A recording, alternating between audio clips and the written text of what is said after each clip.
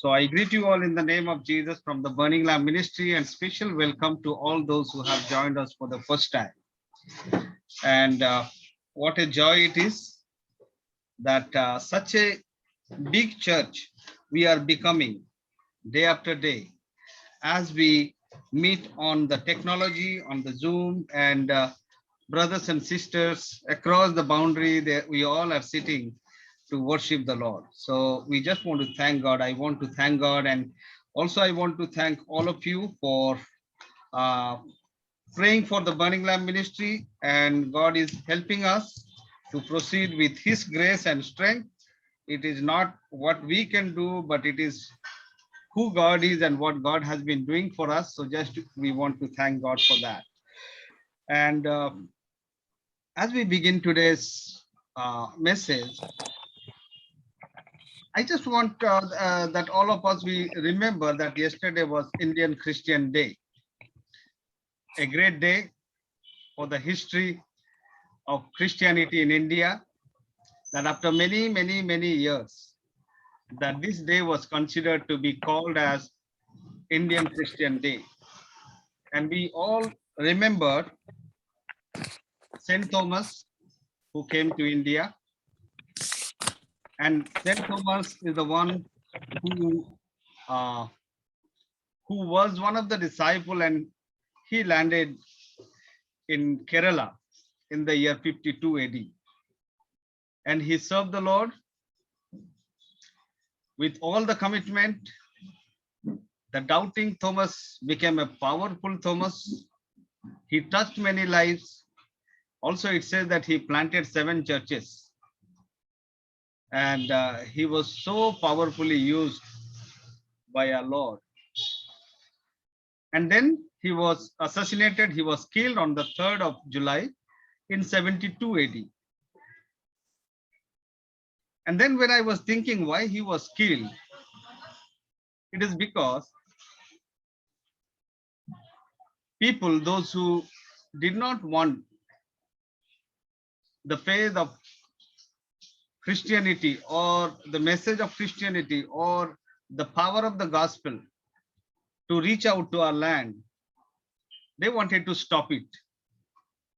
And they thought that if we kill Thomas, then Christianity will never take its root in India.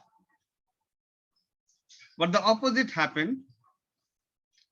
And today we thank God that in India, the gospel has reached out to the corner of every part of our nation.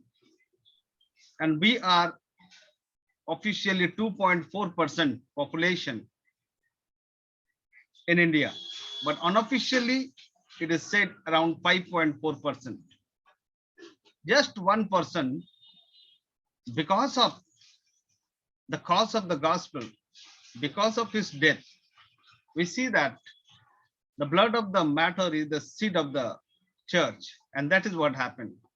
Just think of the 12 disciples who could make the whole world upside down, and God used them. God used them. And this came to my mind, why it happened. Is it because of the boldness of the apostles? Or is it because they were skillful? Or is it because they were more equipped? But one thing I came to conclusion, that it is not how much they were equipped, how much they were challenged, how much they were passionate, but it is about the Lord who made it possible. It is the power of God. So I want to take you to the passage that for this evening is Genesis chapter 12 verses 1 to 3. Genesis chapter 12 verses 1 to 3. Someone can unmute and read whatever is written on the screen, and then we will proceed with God's word. Anybody?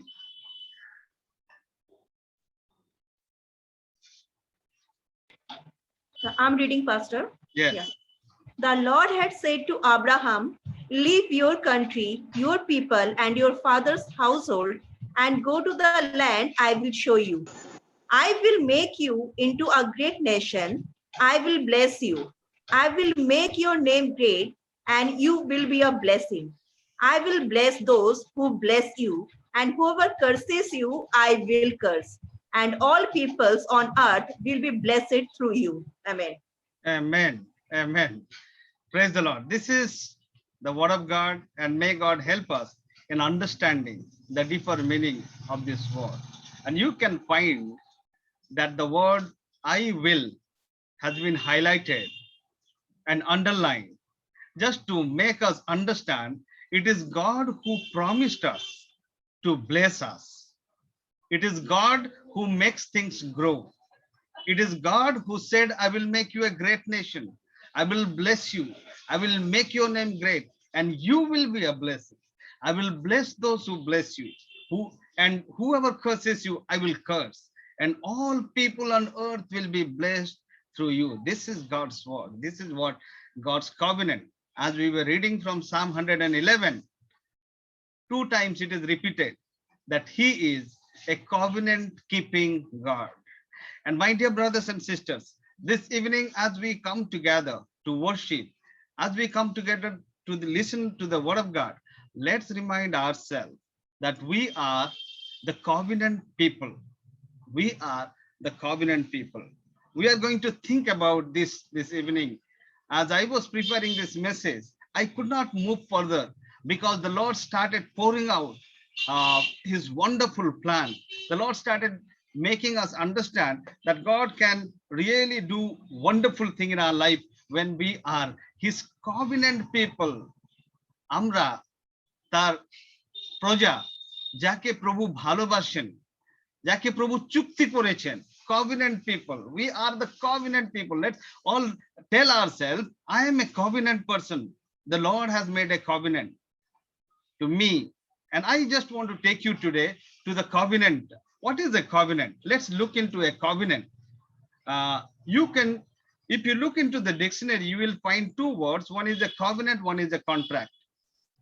And covenant is something which is a pledge. This means I make a pledge saying that I'm going to do whatever it is. I have made a pledge. This is my pledge. This is my word. It is a covenant, is a pledge. But contract, in contrast, it is an agreement. Agreement is something we understand because when we live in Kolkata, we have to do agreement with the house owner, and we have to sign it. In the agreement, there is written, these are the things we both party are going to do. This is one agreement between both of us. But pledge is different.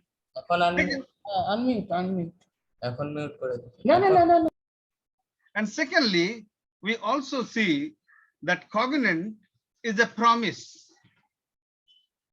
Is a promise, which means when it is a covenant, you have to keep your word. Is a promise.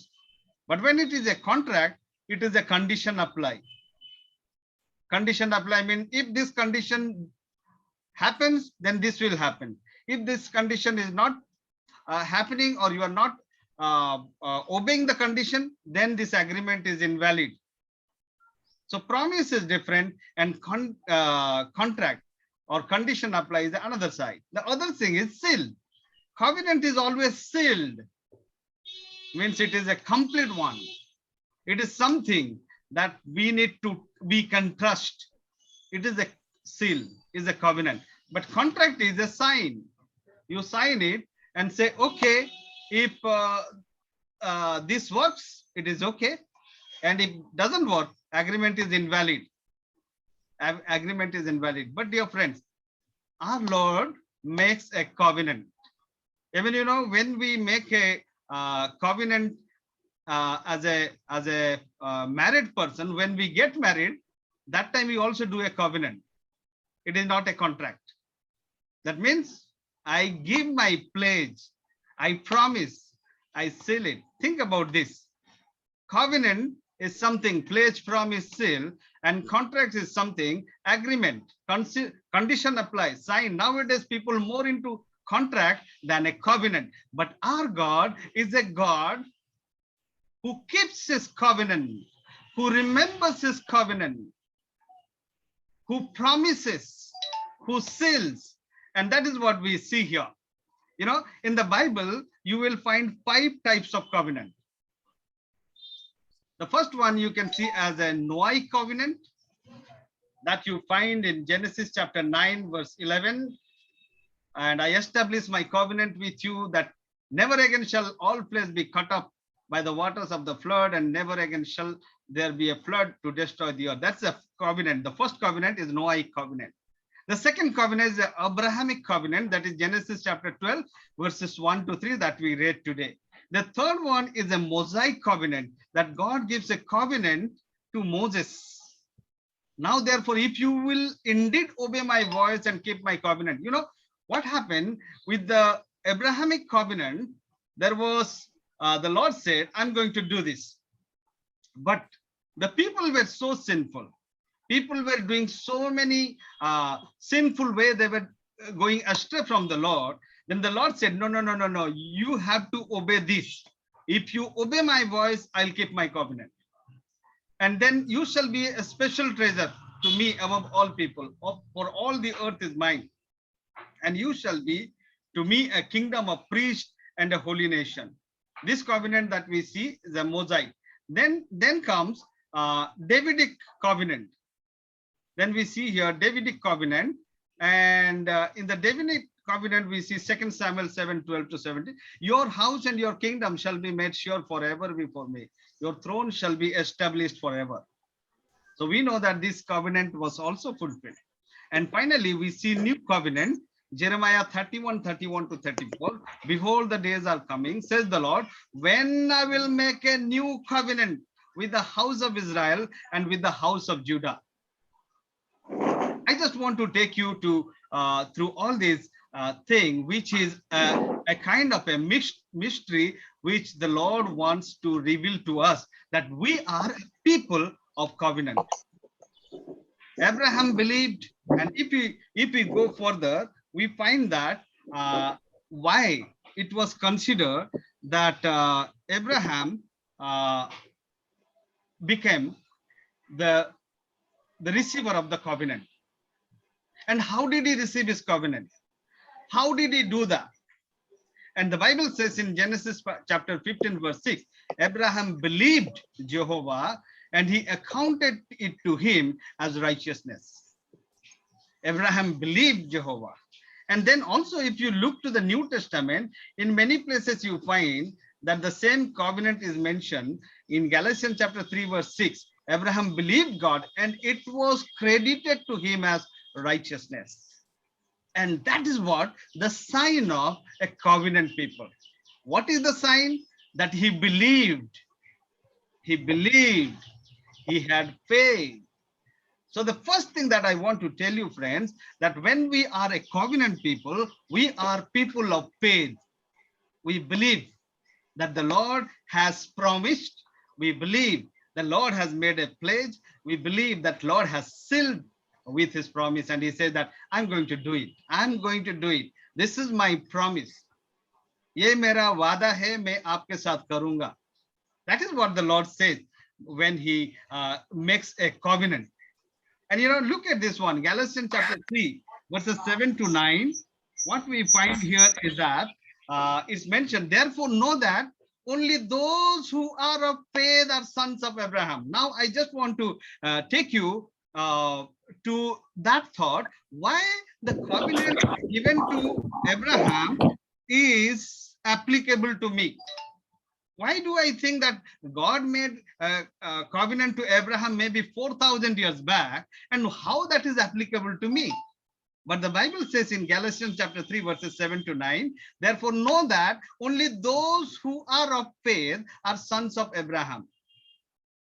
If you go through the New Testament, you will find many times the word is there that I am also the offspring of Abraham. Verse 8, and the scripture forcing that God would justify the Gentiles by faith, preached the gospel to Abraham beforehand. The gospel was preached even in the book of Genesis. The gospel is not preached starting from Matthew. But we see the gospel was preached to Abraham beforehand, saying, in you all the nations shall be blessed. So then those who are of faith are blessed with believing Abraham. Look at the chart that is there, and you can see the how God keeps the covenant. God made a covenant with Abraham. Then you see the Abraham, Hagar, Sarah, Keturah, and all this. And I was doing some studies, and I really enjoyed looking into that, and found that from the Abraham line, also, if you look into the Keturah side, you find some of the Arabs, also possibly the Brahmins in India or the people in India, were coming from that lineage. But God made a covenant that through Isaac, I will bless. Don't worry. Don't do anything. Abraham, I have made a covenant. Abraham also wavered a little bit here and there, and we see a lot of things happen. But when God said, Abraham, I will bless you, even though you are old, look at the sky. Look at the sky. Can you count the stars? Can you count the sand? And I'm going to bless you in that way that your offspring will be numerous, and you will be the father of all the nations, and every nations will be blessed by you. What a glorious plan and the promise of God. Then from Isaac to Jacob, and from Jacob to we see all the 12 tribes, and then from the Judah tribe we see David, and from David we see Jesus Christ. And then Galatians, when Paul is writing, he says, whoever believes in Jesus Christ by faith, they become the children of Abraham, or the offspring of Abraham. And then he says the same covenant which was given to Abraham is going to be fulfilled in the lives of God's people. That same covenant is for you and for me. Can you see the powerful God who planned it before the creation? How his people will be blessed. That is why when I was thinking about St. Thomas, one person came to India, and today we are 2.4%. How?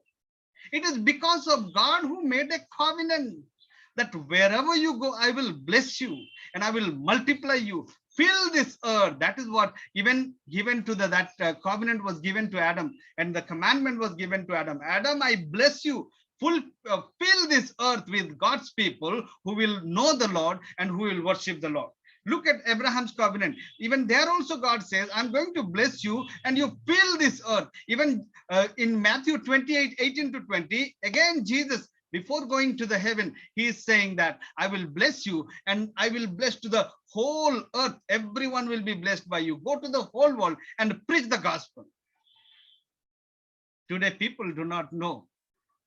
Today, Christians even do not know that our God is a covenant-keeping God.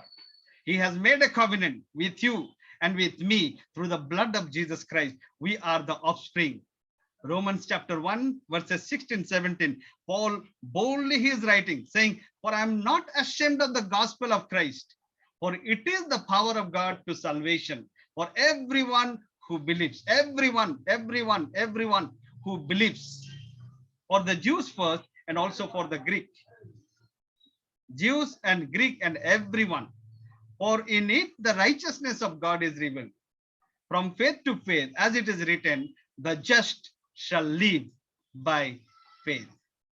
Today we are the followers of Jesus Christ, not because we do certain rituals, not because we are born to a Christian family, not because we know little more of God's word, but because by faith and by grace, we have given our heart to Lord Jesus Christ. We have welcomed him and we said, Lord Jesus, I want to follow you.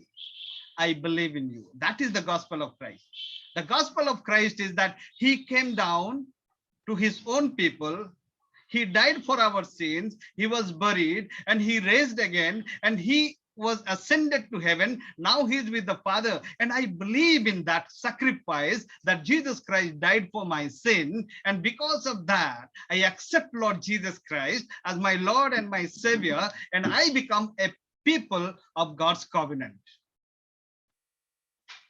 Today many people are not aware of what a powerful inheritance that we have. Paul is writing and explaining, you know that you are the heir. You are the God's people. You are, even 1 Peter 2:9, you are the royal priesthood. You are the holy nation. You are the people who belong to God. Why are you forgetting? What a great power that we have, that we see. And to be righteous, if you go into the Bible, you will find to be righteous, there are a lot of things mentioned. Even nowadays also, people do a lot of things to be righteous. And if we look to the Bible, we find that Moses gave 365 prohibition. You do this, do that, don't do this, don't do that, all this kind of thing to be righteous. So that is why we see the book of law and the Sabbath and this all sacrifice and all these things to be righteous. But when David wrote, David reduces them to 11 in Psalm number 15. He says, who may ascend the hill? And he writes some of the points and he makes it to 11 and saying that that person is the holy person. That person becomes the righteous person. Then if we go further, we see Isaiah made them coming down to 6. Isaiah chapter 33 verses 14 to 15. We have to follow this rule so that we become righteous. Then Micah, he reduces them to 3. Micah chapter 6 verse 8.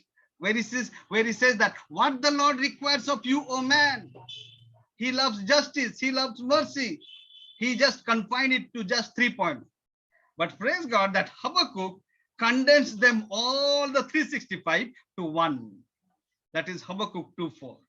To be righteous, you don't need all these laws and regulations and all these things you are going to do. But he says, righteous shall live by faith. Today, what is required? It is required how much faith that we have in Lord Jesus Christ. How are we following him? Do we know that he is a covenant keeping God? He has made a covenant and he is going to accomplish. How do we live by faith? I just want to end it quickly today. How do we live by faith? And even the disciple also, all the Jewish people, all the people, they really want to know, how do we live by faith? What should we do? What is the commandment that we obey? And Jesus said, love the Lord your God with all your heart, with all your soul, and with all your mind. If you want to live by faith, love the Lord. Love and faith are the two sides of one coin. It cannot be separated. If you love the Lord, you will live by faith. If you live by faith, then you love the Lord. Nobody can say that I have faith, but I don't love God. It cannot be said like that. Or nobody can say, I love the Lord, but I can't have faith in him. Today, many Christians also do that mistake. They say, we love the Lord, we attend the prayer meeting, we go to the church, we do this, we do that, we love the Lord, but we don't have faith. And Hebrew 11:6 says, without faith, it is impossible to please God. It is impossible to please God. I just want, when I was preparing this, I was thinking to take you to the covenant people. What kind of people are covenant people? Maybe in my next messages, I will follow this series of covenant people. But when I was thinking, the first point, the first thing that we must do, we need to be a people of faith like Abraham. If you want to really be a covenant people, we all need to have complete faith. Just like Abraham. Quickly, I want to give you. We love and live for God by faith. We love God and live for faith. The first thing I just want to tell you, if you are saying that I love God, I am a covenant person, I believe in God. The first point that I want to give you, start leaning on God. That is what the word of God says. Lean not on your own understanding, but trust God in all your ways, in all our ways. Not only about the righteousness, but about every decision that we make on this earth, we completely depend on God, saying, Lord, I lean on you. I don't trust my wisdom. I don't trust the wisdom of others. I don't trust anything, but I lean on you. That means I'm completely surrendering my will to you. I do not know what is ahead of me, but I trust you. Just like Abraham. Abraham was called, Abraham, come out of your home because you are getting settled. You are getting very comfortable with your father Terah. You are in Haran, you are getting settled. It is written there. And God says, Abraham, come out of your people. I'm calling you. I will take you. I will take you to the place where I have promised. I know that that you love me, but in order to show that how much you love me, you have to lean on me. Abraham did not ask, Lord, which place? Lord, what is going to happen? Lord, how it is going to happen? Is it possible or not possible? But he completely, he was depending, he was trusting God. He had faith in God, saying, if God is calling me, I will step out. I will step out. Friends, today what we need is that those kind of covenant people who have complete faith in God. For everything, they lean on God. They don't depend on their own understanding. Leaning on God is not that easy.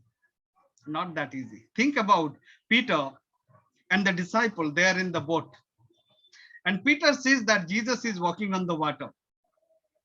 And then when he saw Jesus walking on the water, Peter says, Lord, if it is you, you tell me. You tell me, I will also walk. And you know, the boat is the security in a sea. And Peter said from the boat that Jesus, I want to walk as you are walking in the water. And then Jesus said, okay, Peter, if you want to walk, come. And we know the story that Peter jumped out of the boat. He started walking towards Jesus Christ. But when he came nearer to Jesus Christ, he saw the waves and the winds and he started sinking. But I praise God that Peter could jump out of the boat. Peter could look at Jesus. It says that he looked at Jesus and he started walking. But think for a moment, when disciples were there inside the boat, do you think the disciple would have said, okay, Peter, you can go now? They may not have said that. They would have said, Peter, sit down. Don't try this. It is Jesus who can walk on water, not you, Peter. Sit down. Sit down, Peter. So many people will pull you back saying that this is not the way you trust God. You sit down. The second thing that you can also see that in the boat is the security for a person. But Peter immediately jumped, not thinking about human security. He did not think about human counseling or whatever the suggestion. He came over that. He also came over the human security, that is the boat. And also he came over human reasoning. He could have just thought, Arey, Jesus can walk on the water. How can I walk? I cannot walk. He would have never asked this question. But he asked this question because he could jump over the human reasoning. Friend, are you leaning on God? You have to jump over human reasoning. Human reasoning will tell you a lot of things because we are all smart people. Now everything Google has an answer. We go to Google and find out. This vaccine, that vaccine, this is going to work in this way and that way. So many things. But we are people not dependent on the vaccines or the anything, but we depend on God completely. These are called the covenant people. Yes, we go and take vaccine and everything, but we know that our God is a covenant keeping God and he knows what we go through.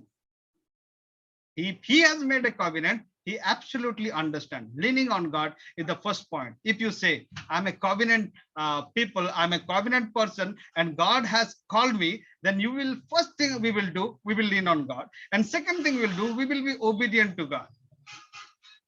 Obedient to God. Just like Abraham. God wanted to test Abraham. Abraham, you love me. You said that you love me. Yes, I saw that you came out. And I saw that you did anything possible for me and you listened to me. You are very attentive, but I want you to sacrifice your one and only son, Isaac. I want to see that. And what we see, Abraham was obedient to God. When the Lord said, I want you to sacrifice, he never questioned back. He never questioned back. The covenant people are those people who are absolute obedient to God's call. They never ask questions. Even if they go through the valley of the shadow of death, like David. But they would say, I will be obedient. Lord, I know that. Look at the Psalms of David. Very nicely he mentioned how he can do, even in Psalm 111 that we read. He understands this so well. He says, he is a covenant keeping God and I will obey him. I will obey him. And when we obey him, friends, it is not that easy, as it was not easy for Abraham. Abraham, give your only son, Isaac. Today he may ask you something which is so dear to you, which you love so much, which you really want to keep with you.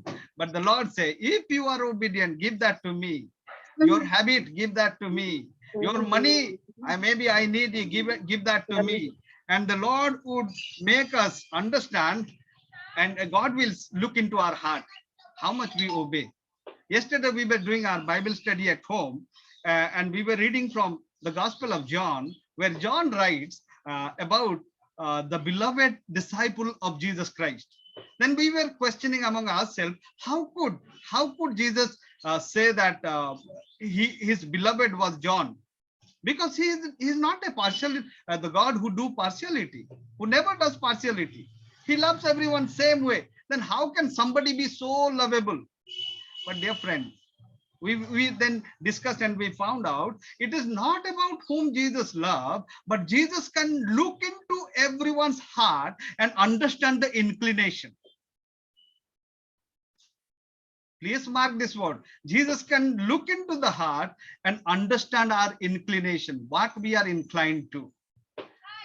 God said, Abraham is my friend, because God could right away see through the heart of Abraham. God could say about David that he is the man of my own heart, because God could see the heart. And today, even God can see each one of our heart, and he can say that what kind of person am I and how much he loves me. That obedience to God is the second point. Is God asking you to be obey about something right now? I invite you in the name of Jesus to say that, yes, Lord, I'm going to do it. In the name of Jesus, I command you, I urge you, say that I will be obedient to this call. Leaning on God, obedient to God. And the third thing is a very wonderful thing, is a venture for God. You know, friends, Christian life is not something, is a bed of roses. It is not something that you ask for everything. I was watching that movie called Aladdin, and in Aladdin, there is one genie, and Aladdin says, Genie, I want you to do this, and he does it.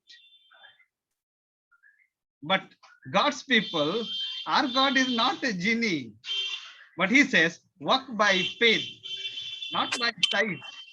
Walk by faith. And it is sometimes very risky, very risky, very risky. When I was thinking about the obedience to God, today many people have gone to be with him, and God has taken away his dear ones. He says, I want this. Will you give me? Will you give me your father? Will you give me your mother? Will you give me? God wants that. Even about venture, take some risk.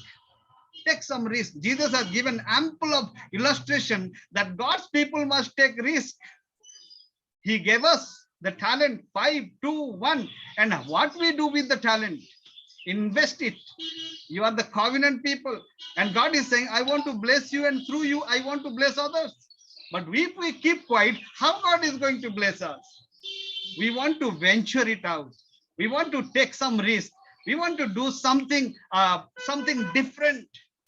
For many, many years, we were celebrating about Thomas's coming, but somewhere I was also sad. If Thomas came 2000 years back, then why we are just 2%? It is because we did not venture for God. We did not behave like the covenant people. We did not behave with faith. Leaning on God, obedient to God, venture for God. God loves that. God loves that. If you do something, I have gone through personal experience. I know that Venturing for God is such a wonderful experience. When you do not have anything and you say, Lord, I trust you, and God blesses us. Myself and Swapna last year, 2 years back, we were in Vellore, and Swapna had to go through a surgery. We didn't have money, but we have gone there. God is saying, go there, and we went there. And when we went there and we found all these things, diagnosis and everything is done, it says that there is a surgery required and 1,50,000 rupees is needed. Then we said, Lord, what is going to happen? But when we started trusting God, we started getting some, we collected some funds, and it came to 75,000, almost half of the amount. Then we said, Lord, still we trust you. You are good, God. And the surgery got over and everything happened. And when I settled the account, it was exactly 75,000 some rupees. Today, God is asking, will you give me a chance? Trust and obey. And the Bible also says, oh, taste and see that the Lord is good. Venture for God. And the last one, eternally faithful to God. Not only for this life, but for the life to come. Eternally faithful to God. If I have to go through death also, yes, I know that. If, just like Paul says, if I die, it is for good, because I will go to my Lord. So I'm eternally faithful.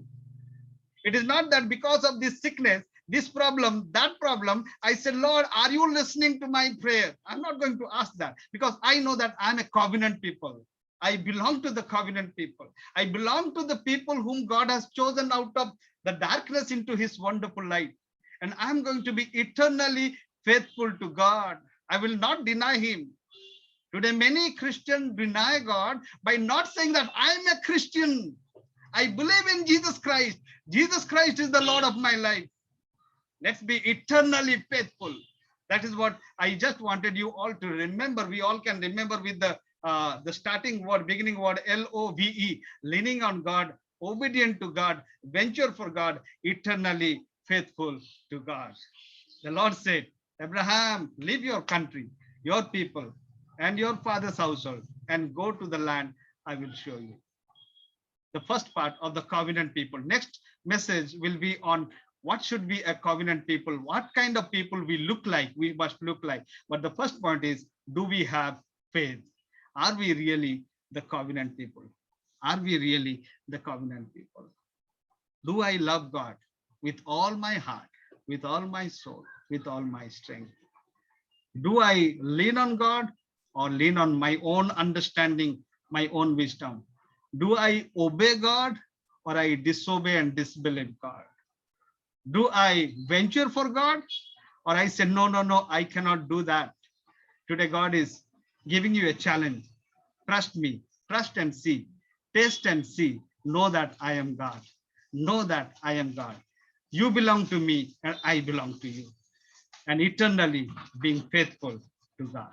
Let's all be the people of God's covenant. Let's remind ourselves and say, I am among the people of God's covenant. Shall we bow down our heads in prayer?